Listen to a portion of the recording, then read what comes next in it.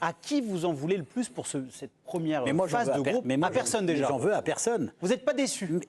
Que je sois déçu, c'est mon propre sentiment, mais ça me regarde. Oui. Moi, je ne blâme pas l'entraîneur. On sait que Didier Deschamps, depuis qu'il est à la tête de la sélection, c'est une assise défensive impeccable. Son objectif, c'est pas prendre de but.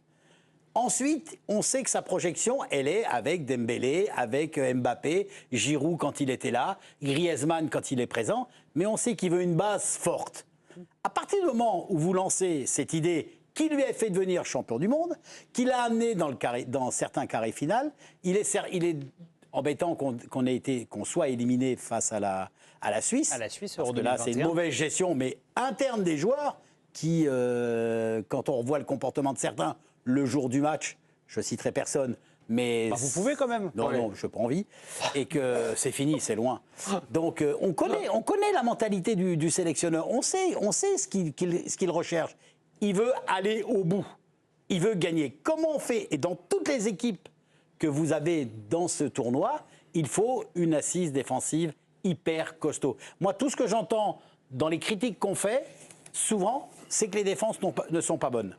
Même des autres équipes. Oui, là, vous parlez de tous les... Nous, on n'est pas non plus extraordinaire, mais je trouve que, par exemple, Saliba et Upamecano, c'est costaud. C'est l'une des charnières. Quand même dommage qu'Upamecano sur le pénalty. Non, mais bon, après, il y a toujours un moment où on va... Alors, si à chaque fois qu'un mec, on reproche, on trouve un petit truc, on y a à l'envers. Mais je trouve que Upamecano, Saliba, qui n'était pas prévu au départ, moi, je suis désolé, mais je trouve que c'est une charnière qui tient bien. Et ça, c'est une trouvaille du sélectionneur. Olivier, vous avez retrouvé votre meilleur ami. Vous l'avez réveillé, c'est Bertrand, son beau t-shirt noir en direct d'Allemagne. Ça ne me gêne pas. Mais je suis pas d'accord avec Olivier Rouillet, il a le droit. Qui a bien fait de faire carrière dans les cafetiers à Nancy et avant comme joueur de foot, parce que je ne trouve pas très bon avocat de Didier Deschamps. Évidemment qu'il y a des bonnes trouvailles, effectivement, cette charnière est un des... Et si tu veux, je peux m'en aller, si tu dis des conneries comme ça. Mais... Il est insupportable, je regrette. Ça, c'est le genre de choses que j'aime pas trop, son humour fort déplacé. Je suis pas d'accord avec vous. Tu vas un peu de respect, Bertrand, parce qu'il y a des fois, tu me saoules. Là, je suis pas d'accord. Hein. Moi, je quitte le plateau. Hein. Je vais faire comme Eric. Olivier, restez. Il y a une mauvaise blague.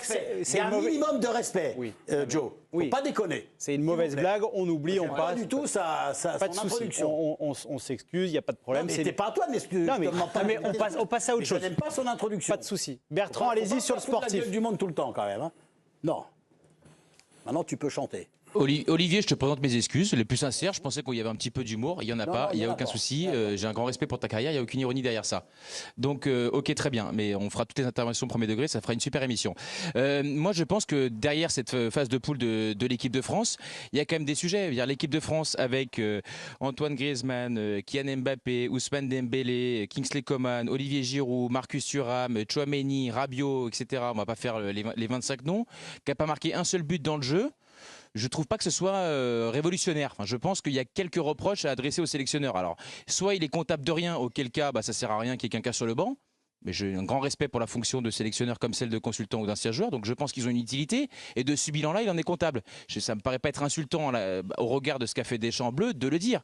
Donc quand ça se passera bien, ce qu'on souhaite tous, et si ça va très loin, eh ben, on l'applaudira. Là, quand tu as fait 3 matchs, que tu n'as pas marqué un pion dans le jeu, contre des équipes bonnes ou moyennes, il a forcément une part de responsabilité. Fred, on ne vous a pas encore entendu là-dessus. C'est vrai qu'il y a des choix quand même. Et Bertrand le soulignait. Marcus Thuram pour couvrir Kylian Mbappé. Le fait de ne pas mettre de milieu créatif sur le 3e match face à la Pologne. La mise au banc d'Antoine Griezmann. Il fait des choix qui interpellent beaucoup sur ces 3 premiers matchs. Oui, et... Plus encore, je suis très étonné par un truc qu'il ne fait pas d'habitude. D'habitude, je le trouve relativement honnête intellectuellement sur les réactions d'après-match et même du lendemain, de surlendemain de match. Là, dans ses analyses, oui, en conf. Être dans le déni à ce point sur... Oui, honnêtement, les 3 premiers matchs, c'est très difficile de s'estimer satisfait du bilan global et comptable, puisque c'est la première fois que la France est 2e sous sa mandature d'un tournoi majeur en phase de poule. D'habitude, ils sont premiers. Et de dire que dans le jeu, etc., au global, non, je ne suis pas déçu. Je trouve ça très étonnant parce que ça ressemble vraiment à du déni, ça ressemble vraiment à de la communication. Et à ce niveau-là, on n'a pas été habitué, en tout cas moi, je n'ai pas souvenir d'avoir vu un Deschamps qui, en plus, par ailleurs, je trouve assez fatigué. En tout cas, c'est l'impression qu'il me donne, un peu tâtonnant, mangeant beaucoup de ses mots aussi, je trouve que c'est un symptôme. Je ne le trouve pas ni à l'aise, ni rayonnant, ni sûr y compris dans la com. D'habitude, il est quand même relativement maître de son discours. Là, je trouve que ça part un peu dans les excuses limite bidon. Ouais, là, je trouve, oui, bon, alors là, je vais prendre sa défense, mais bon, quand il a un début de parcours comme ça, il entend les critiques. Qu'est-ce qu'il veut? Lui, c'est positiver, montrer à son groupe à ce point-là, que tout. Hervé, Ouais, mais enfin, à un moment, lui, lui, il est comptable de quoi? On parlait des résultats, mais il est aussi comptable de son groupe. Que tout fonctionne bien, qu'il y a un peu de positif. S'il commence lui-même à baisser la tête et à montrer aux joueurs, finalement, c'est peut-être pas terrible ce qu'on fait. Lui, il est obligé de montrer que c'est le capitaine, c'est le boss, il sait où il va. Voilà, on est dans une partie à première vue plus difficile que l'autre partie. C'est pas grave, on va prendre des gros adversaires. Sauf que c'est pas ça qu'il a dit, justement. Mais il n'est pas, non, il n'a pas nuancé. Oui, mais ce qu'il va faire après avec son groupe, ça c'est une deuxième chose. Quand il va parler à ses joueurs, il parlera comme il a envie de parler. Bien évidemment. Face à la presse, il est obligé de faire bloc. C'est un peu ce qu'on disait pour la Belgique. À un moment, on est ensemble. Et pour l'instant, on n'a pas reproché négatif à ses joueurs, à mon avis. On va accueillir un nouvel invité dans cette émission. C'est Olivier Rodriguez, qui est le préparateur physique de l'équipe du soir. Bon, il y a des gens plus ou moins affûtés autour de la table. C'est pas ça. Vous allez nous parler de l'équipe de France de football. Il y a beaucoup de reproches. Voilà. Parfois des gens qui sont sur le terrain, qui suivent cette équipe de France pour le journal L'Équipe ou pour la chaîne, sur l'aspect athlétique de nos joueurs. Bonsoir Olivier, merci d'être avec nous. Comment vous les trouvez, nos Bleus ? Bonsoir Giovanni et bonjour à tout le monde. Je les trouve un peu, je pense que je vais m'aligner sur le sentiment général. Je suis devant ma télé, mais je regarde aussi des statistiques sur le site officiel de l'UEFA. Et certains chiffres ne parlent pas puisqu'ils crient. Donc, deux choses avant de commencer à vraiment rentrer dans le vif du sujet au niveau des chiffres, j'en ai quelques-uns. Déjà, Deschamps, vous parliez de Didier Deschamps, il a récupéré un groupe déjà fatigué parce que la plupart des joueurs français jouent dans de grands clubs européens qui vont très loin dans les compétitions européennes. Donc déjà, il récupère des joueurs qui ne sont pas frais et qui sont usés par une saison très longue et un calendrier très dense.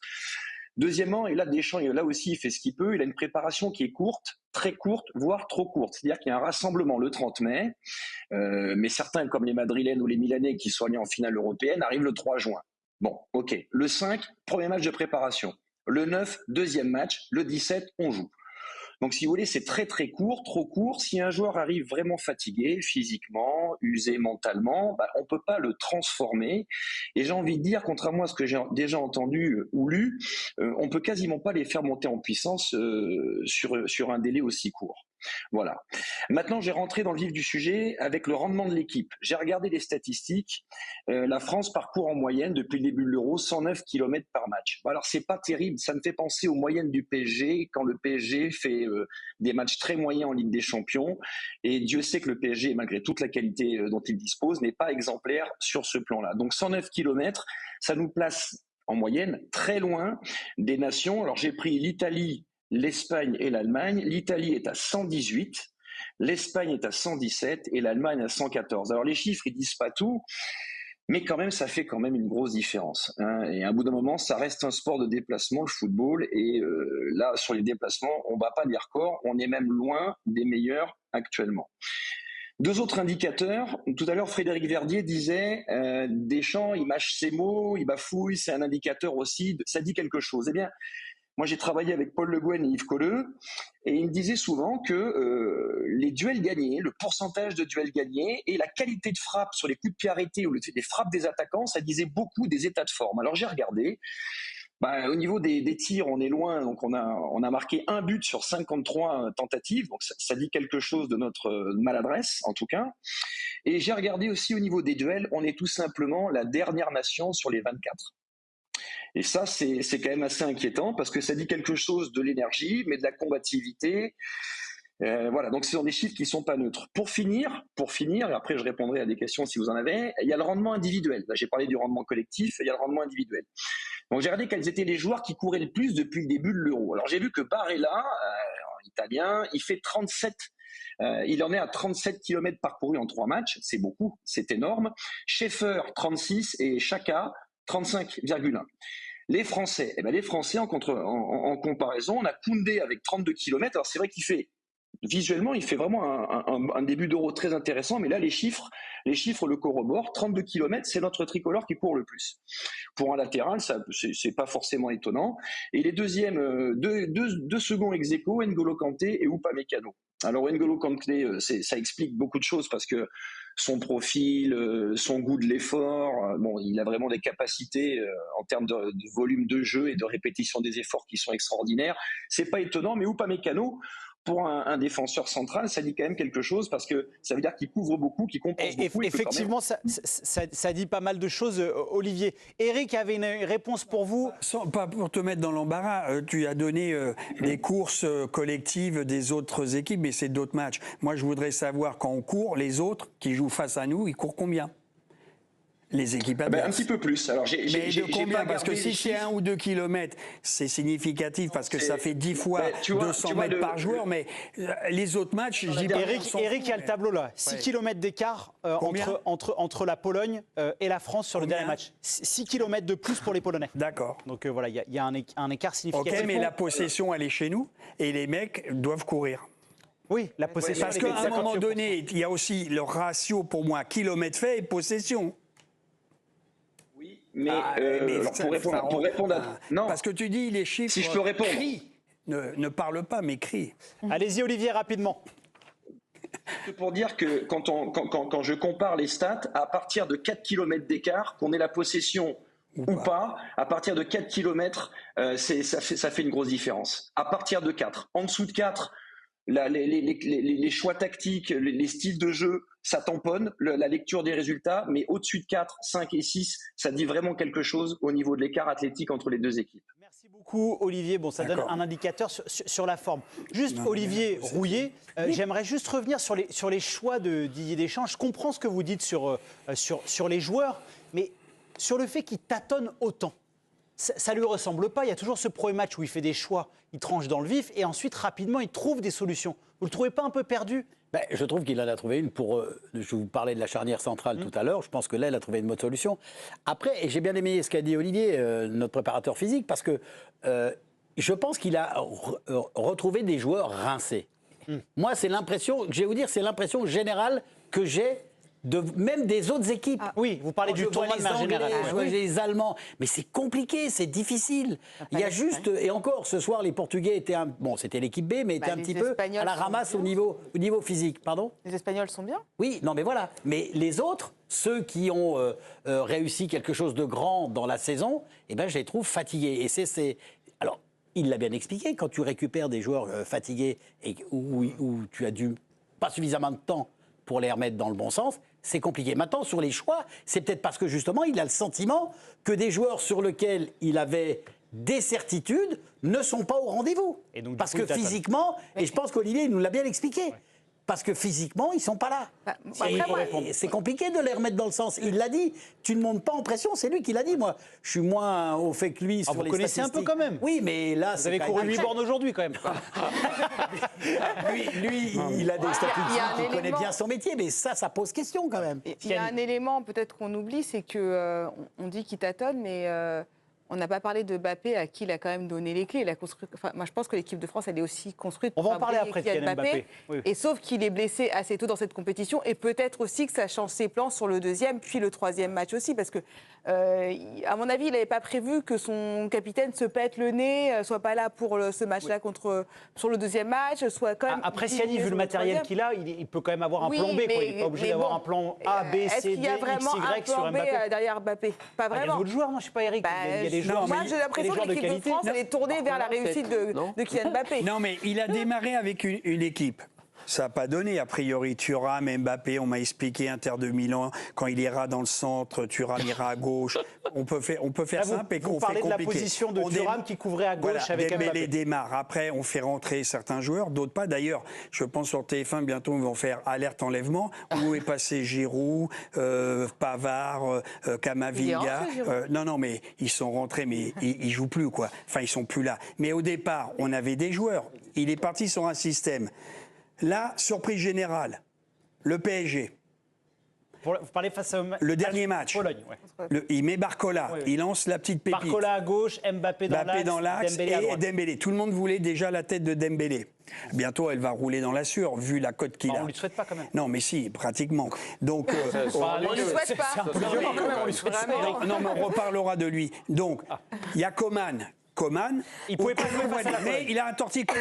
Il ne pouvait pas jouer. Bon, peut-être qu'il va devenir le titulaire à droite. Il est capable de jouer à droite ou à gauche. Hein. Il varie entre les deux. Au Bayern, je l'ai déjà vu jouer en haut à gauche. Mais Eric, il y a Donc, quand même moyen de faire mieux. Il y a des joueurs, même. mais Bien sûr. non, mais bien sûr, mais la finition, le dernier geste, je suis désolé, quand Rabiot lui donne sur les talons à Grisou, on taille Grisou, non. Face aux Pays-Bas, là, vous êtes reparti. Il y a deux actions, mais oui, mais si tu lui donnes bien, s'il y a la justesse qu'ont les Espagnols ou les grands de ce monde, mais il y a bu plusieurs fois.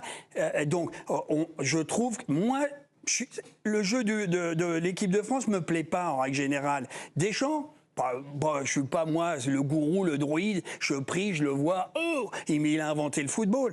Mais faut pas tout lui mettre. Blâmer, c'est énorme. Blâmer, ça veut dire qu'il est le responsable numéro un. Qu'il soit co-responsable, oui. C'est quand même mais lui on peut qui pas fait le des blâmer. choix. Non, mais Bah, Eric, là, quand on dit blâmer, c'était pas là pour dire on va sortir la Kalachnikov, c'est scandaleux. non, C'était simplement pour voir quel était Son degré de responsabilité. entre la tête dans la sueur et puis ça.